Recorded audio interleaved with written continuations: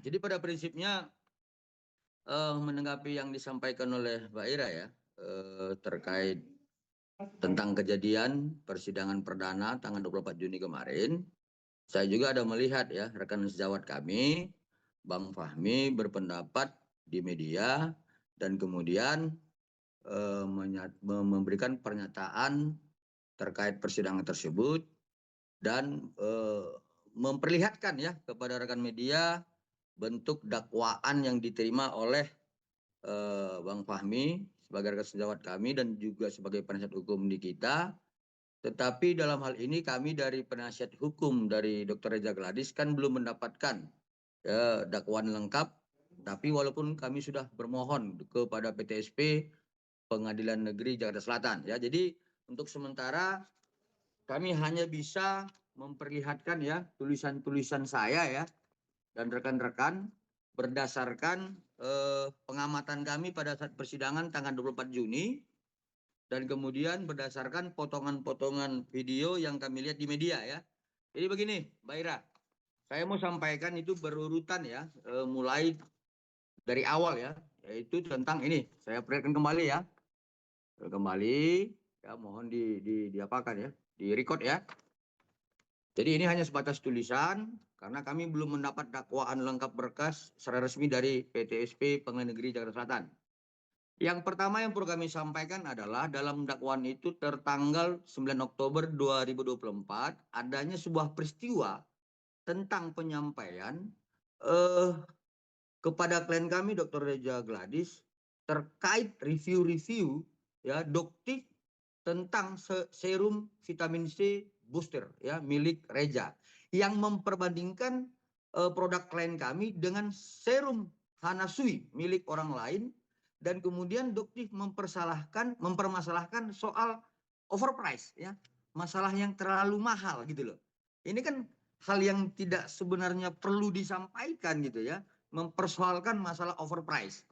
Kemudian tanggal 11 Oktober 2024 adanya peristiwa tentang review doktif yang tentang soal produk facial wash ya. Ini mohon maaf saya nggak paham nih skincare.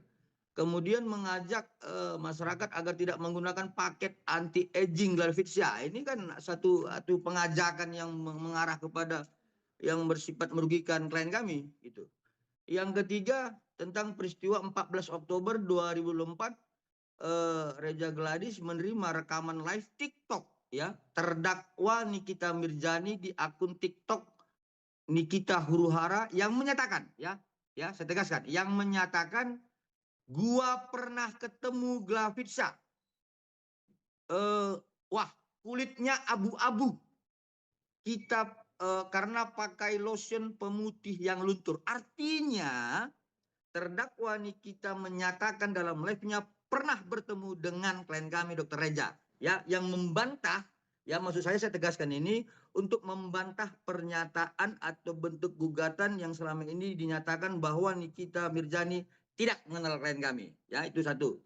Yang kedua di dalam live itu disebutkan klien tahu nggak kalian pakai bahan-bahan yang lama kalian bisa kena kanker kulit ya.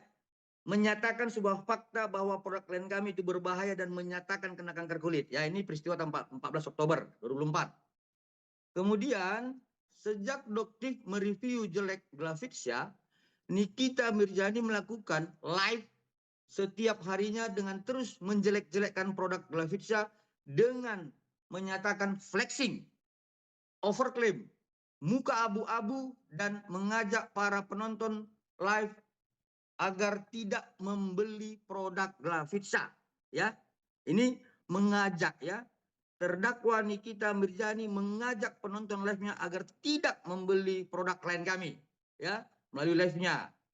Kemudian adanya seluruh pernyataan ya Nikita dalam live TikTok-nya adalah berdasar referensi dari live-nya atau kontennya atau review dari doktif ya.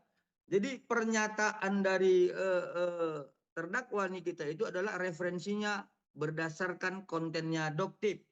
Ya, yang kemudian disinilah kami berharap ya agarnya ada pendalaman ya pendalaman terhadap hasil forensik dari Dir Cyber Polda Metro Jaya terkait handphonenya O, S, NM, dan IM. Karena menurut kami di situ peristiwanya adalah bahwa Nikita Mirjani sebagai terdakwa yang sekarang ini membuat konten dan atau live TikTok berdasarkan referensinya Doktip, ya seperti itu. Kemudian di tanggal 27 Oktober 2024 16.45 ya. Ingat ya.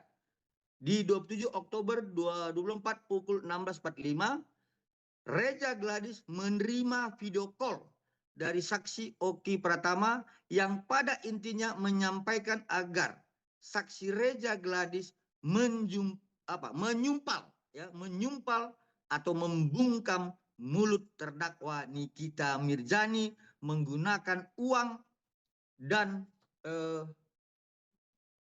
agar saksi Nikita Mirjani tidak menjelek-jelekkan saksi Reza Gladys serta saksi Oki Pratama menyatakan bahwa terdakwa Nikita Mirjani akan terus menghajar saksi Reza apabila saksi Reza tidak bertemu dengan terdakwa Nikita Mirjani. Jadi kenapa kemarin saya terus mendengung-dengungkan peristiwa 27 Oktober harus diungkap?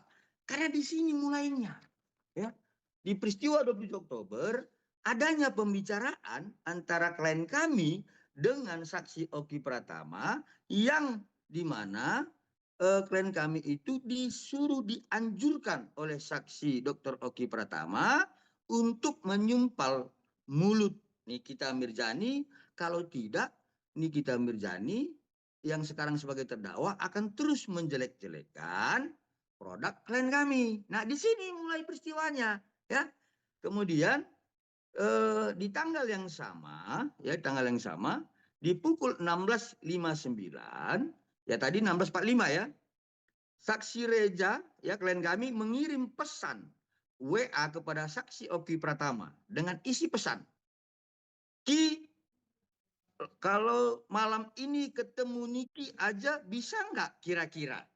Ya, klien kami menyampaikan pesan itu karena sebelumnya di pukul 16.45 ya saksi Dr. Oki Pratama menyuruh agar klien kami menyumpal mulut Nikita Mirjani dengan uang, kemudian menjumpainya agar terdakwa Nikita Mirjani tidak secara terus-menerus menjelekkan produk klien kami. Sehingga kemudian lanjutannya akhirnya klien kami pada pukul 16.59 mengirim pesan WhatsApp mengatakan kepada Dr. Oki Pratama sebagai saksi, Ki, kalau malam ini ketemu Niki aja bisa nggak kira-kira? Sama kamu juga, begitulah kira-kira pesan isi WhatsApp dari klien kami kepada saksi Dr. Oki Pratama. Lanjutannya saksi Oki Pratama menyatakan dia nggak mau ketemu kalau nggak pasti soal yang tadi teh. Oke? Lanjutannya di pukul 18.14 saksi Dr. Oki Pratama mengirimkan nomor handphone terdakwa Ismail Marzuki. Kemudian menyatakan dalam pesan itu, Teteh, lewat mail ya, finalnya Niki bilang pasti dulu baru ketemu. Chat aja, dia itu kan penggantinya Niki. Bilang aja mau silaturahmi sama Niki. Kalau sudah selesai semua, kabarin aku hari apa ya ketemu Nikinya. Jangan dadakan juga. Nah, peristiwa 18.14 ini adalah lanjutan dari peristiwa 16.45 sebelumnya. Yang dimana bahwa saksi Dr. Oki Pratama menyuruh klien kami untuk menyumpal mulut Nikita Mirjani sebagai terdakwa dan kemudian berjumpa dengan saksi terdakwa Nikita Mirjani, ya itu dimulai dari 16.45. Nah, kemudian pada pukul 20.13 saksi Reza Gladys itu klien kami melakukan video call dengan saksi Oki Pratama, ya, yang pada intinya saksi Oki Pratama menyatakan kepada saksi Reza Gladys untuk menemui saksi Nikita supaya menyelesaikan permasalahan mengenai produk Glafitia. Nah, jadi ini peristiwa awalnya ya. Jadi untuk lanjutannya tanggal 3 November dan 13 November belum selesai kami catat-catat, oret-oret karena kan kami harus mengumpulkan dari data yang kami lihat dari persidangan 24 Juni dan beberapa potongan-potongan video yang kami lihat di media seperti itu. Jadi yang perlu kami tegaskan bahwa yang bisa kami sampaikan pada saat ini hanya peristiwa mulai 9 Oktober 2024 sampai dengan peristiwa 27 Oktober 2024 mulai pukul 16.59, 18.14, 20.13. Yang pada intinya adalah di peristiwa 27 Oktober bahwa klien kami itu tidak ada mau bertemu dengan terdakwa Nikita Mirzani. Tetapi disarankan oleh rekan sejawatnya yang kemudian menyatakan bahwa kalau sudah disumpal mulutnya, maka terdakwa Nikita Mirzani tidak akan menjelek-jelekkan atau tidak akan menghajar produk klien kami. Seperti itu peristiwa awalnya. Ya, ini perlu kami tegaskan. Karena apa? Karena sebelumnya kan kemarin saya sampaikan, pada saat nanti dalam persidangan perdana tanggal 24 Juni, kan saya berdoa agar seluruh peserta yang hadir dalam persidangan diberikan Tuhan ya pendengaran yang tajam, kemudian otak yang cerdas untuk mendengarkan hasil dakwaan dari jaksa penuntut umum. Nah, kami sementara hanya bisa mengoret-oret dalam tulisan seperti ini karena belum mendapatkan dakwaan yang resmi dari Pengadilan Negeri Jakarta Selatan, tapi kami sudah bermohon ya seperti itu.